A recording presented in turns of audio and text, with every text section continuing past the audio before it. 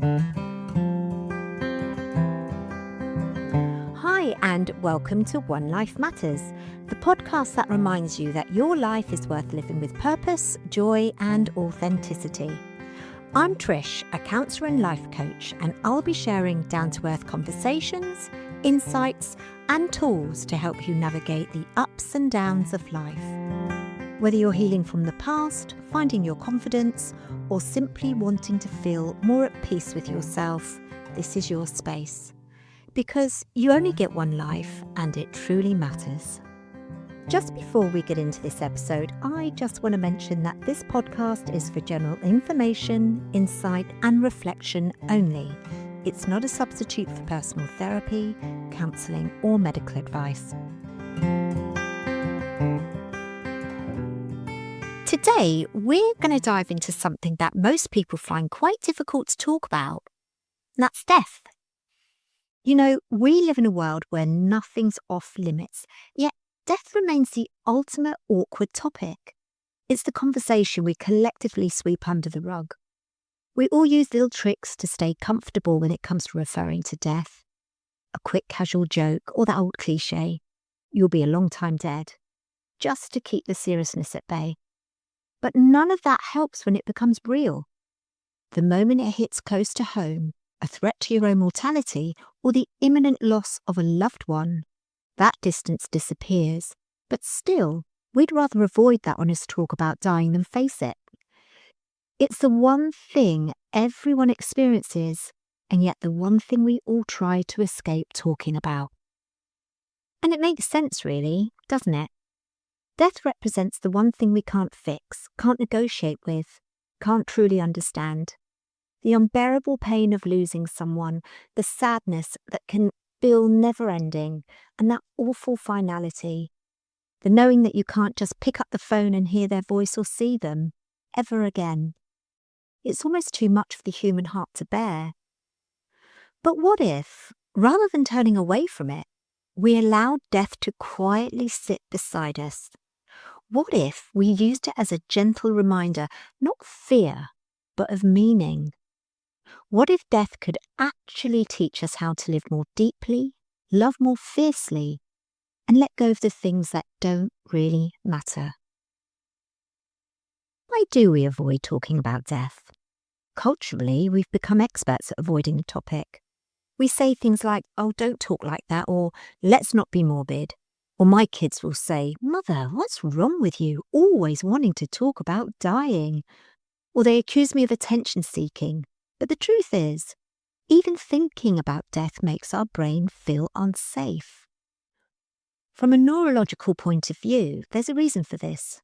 When we think about death, especially our own or someone we love, the amygdala, and that's the part of the brain responsible for fear and emotional alarms, well, it lights up like a Christmas tree. It sends messages that say, "Oh no, danger, don't go there." And then the logical part of the brain, the prefrontal cortex, steps in to try and soothe us by changing the subject, distracting us, or rationalising the fear away. It's a clever system designed to protect us from the pain of loss, but it also means we lose one of life's greatest teachers. Because when we avoid death, we often end up avoiding life too. We play it safe. We put things off for later, as if later is guaranteed. We end up living half present, holding back our truest thoughts in conversations, putting off the career change we dream of, delaying the difficult but necessary conversation with a loved one, or maybe telling someone how we truly feel about them. We delay essential acts of courage for a mythical later, acting, as I've mentioned, as if the future is guaranteed, which is perhaps the greatest illusion of all. Crikey, even tomorrow isn't promised to any of us. And it only seems when we experience death brushing close to us, whether through losing someone or even a health scare of our own, that something shifts. There's like an emergency override for our brains, so the fog clears and suddenly the small stuff feels irrelevant. The things that once irritated or concerned us, the traffic, the missed call, status anxiety, superficial conflicts, dishes left in the sink. I mean, the list goes on, right? But they fade into the background. What comes forward is what really matters: love, relationships, connection, and gratitude. It's in those moments that we realise none of this is permanent. The people we adore won't always be here, and neither will we. And that's not meant to sound dark or depressing. It's meant to wake us up a bit. Because the truth is, when we remember that life is fragile, we tend to live with more intention. We say the words we've been holding back. We forgive faster. We look up from our phones and actually see the faces of the people we love and life happening around us. Don't get me wrong, I'm not saying we should suddenly forgive and forget every situation or person that's made our lives difficult. Some relationships, including family, are simply unhealthy, toxic even, and forgiving someone doesn't necessarily mean they deserve a place in your life. Only you can be the judge of that. But sometimes, the reality of death, the awareness that life really is fragile and unpredictable, can shift our perspective. It can soften us, help us release grudges that we've held on to for far too long, and remind us that bitterness only robs us of our peace. But equally, that same awareness can bring a different kind of clarity. That life just might be too short to keep tolerating what drains us. Too short to keep trying to fix relationships that bring more pain than joy and safety, or to keep giving energy to people who continually take more than they give. Forgiveness and distance can coexist. You can wish someone well and still decide that your peace matters more than keeping them close. But I won't dwell on forgiveness because that's a podcast for another time. It's almost like death hands us a lens of clarity, one that says, this moment, this life, it really does matter. There's actually a field of research called terror management theory, and it explores how humans cope with the awareness of their own mortality. The theory says that when we're reminded of death, we instinctively cling harder to the things that give us a sense of meaning, such as our values, our faith, our relationships, and our creative pursuits. So rather than running from death, when we make peace with it, even just a little bit, we can use that awareness as a powerful motivator to live fully aligned with what truly matters. It's not about becoming fearless. It's about becoming present, regardless of or alongside the fear. Because here's the irony: when we avoid the reality or try not to think about death, we often end up living as though we're immortal, saving our joy, our dreams, our affection for one day. But when we remember that this life is fleeting, we start saying yes to the things that light us up and make us happy. We book the trip, we mend the relationship, we take the photo, write the letter, dance in the kitchen. We hug a little harder and say I love you more often. Death awareness doesn't make life darker or negative. In fact, quite the opposite. It makes it a lot brighter and full of possibilities. I honestly believe that one of the quiet tragedies of life is that we often don't realise how much wisdom, history, and love our loved ones hold until they're gone. We assume we'll have enough time to ask. We'll sit down someday and talk about their childhood, their regrets, or their happiest moments. But sometimes that someday never comes. So maybe one of the most life-affirming things we can do is start those conversations now. Ask your parents, ask your grandparents, your friends, what's something you wish you'd known sooner, or what's the bravest thing you've ever done? Do you have any regrets? What made you fall in love? What's your most embarrassing moment? Record their stories, write them down. Remember where you were and their faces when they were telling you their story. Let them live on in your heart, because one day those stories will become treasures. They'll be the way you keep your loved ones close. Going back to my children, I often tell them to ask me, as many questions as they can about my life, things that they're curious about, and what they might like to know about me while they still can. But in their loving, fearful mind, they want to avoid anything connected to my passing. I'd like to share with you my own experience, which is why I feel so passionate about this. Years ago, when my parents lived in Spain and I was in the UK, I found out that my dad had cancer. I hadn't seen him in over 6 months, but when I visited, nothing could have prepared me for the shock of seeing his deteriorated state, ravaged by the effects of this cruel bastard illness. So one day during my time in Spain, I had the whole day just with my dad, and I remember finding this box full of old photos, some of which I'd never seen before, and they were all of my family. Now, one in particular caught my eye.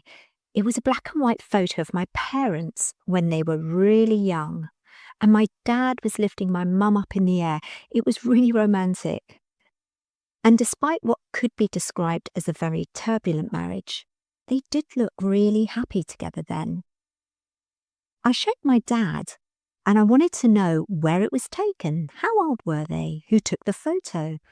And honestly, for a couple of hours, my dad took me on the most incredible trip down memory lane. I was lucky enough to just go along for the ride. He told me more about his life in that time, in that couple of hours, than he had in all my 40+ years combined. He shared memories of his childhood, some great and some truly heartbreaking, in which I witnessed the very rare occasion of seeing my dad cry. And suddenly, so many things that used to confuse me about him just clicked. He answered every question I had to ask and gave me an amazing, untold look into his life, and honestly, I've never felt closer to him. When it was time to return to the UK, my parents dropped me at Gibraltar Airport and turned to walk back towards the car park. And as I stood there in the queue waiting to check in, I just remember a feeling hitting me like a physical blow, and I just felt a sudden, absolute certainty that I was never going to see my dad again, and panic took over. I just tore through that airport, running blind, bursting into the car park, frantic with this pain in my chest. The fear that they might have already left was agonising, and I honestly felt like I was starting to grieve my dad already. But then I saw them just before they got in their car. I screamed out to him, "Dad, wait!" And I literally sprinted the last few yards. I threw my arms around them both, holding them tight. And I thanked my dad for everything, for just being my dad. I told him I knew it hadn't always been easy for him, but I knew he loved me the best he could. You see, there were really difficult times in my childhood, but during my own therapy, I came to truly believe that both my parents had done the very, very best they could. And then I told him how much I really loved him. He died just a couple of weeks later. But I'll tell you this, I'm so profoundly thankful for that afternoon with him when I got to ask those important questions, the memory of which I'll carry with me forevermore. I'm thankful for that single frantic moment when I listened to that heart-wrenching certainty at the airport, because it gave me the ultimate gift, the chance to say goodbye and "I love you, Dad," while he could still hear me.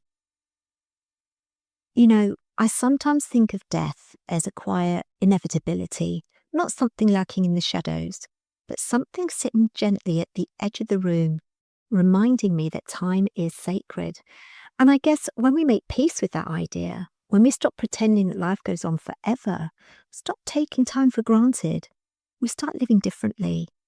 We hug a little longer, we laugh louder, we stop trying to win every argument, because really, what are we fighting for?